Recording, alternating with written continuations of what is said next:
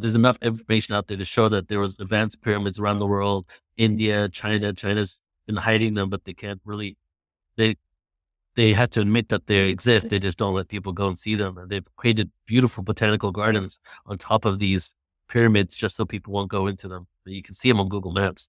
Antarctica. So there's all these pyramids. A lot of them, I feel, were in existence around 13,000 years ago. So now if Atlantis fell during the end of the last ice age, known as the Younger Dryas period, when there was something happened on Earth, there was those other cataclysms, but the major cataclysm that occurred, some people say it's a solar flare, some people say it's a comet. Robert Schoch, he was the guy who redated the Sphinx and worked with a lot. He says it was a solar flare, but most other people say it's a comet. I'm thinking what happened was it was actually both. Because there was two cataclysms. There was one around 13,000 years ago, and then there was craziness and chaos of floods and all types of stuff on the planet for 1,000 years. Things started calming down, and then a few hundred years later, there was a solar flare, and all this stuff went down all over again. There was another great flood. There's, a huge shift that happened on the planet. So Atlantis, from all the people that I've worked with, 'cause we did a 2-day conference on Atlantis, 22 hours of information on it. And so I learned a lot. And it seems that there was 3 cataclysms that brought down Atlantis. So it didn't just go down in one go.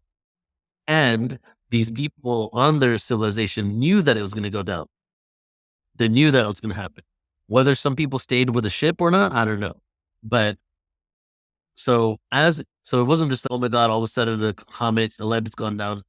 A lot of them had actually already started going around the world creating colonies, including in the Mayan Peninsula, including in where I'm at right now, and then including in Egypt. Yeah, exactly.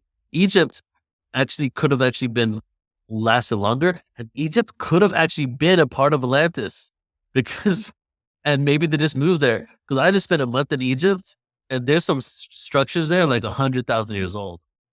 It's really, really, really ancient. So maybe they went through cycles of time. Maybe the different civilizations that went there at different moments, and maybe right now we're watching. When we look at these structures, we're actually seeing structures from different epochs of humanity.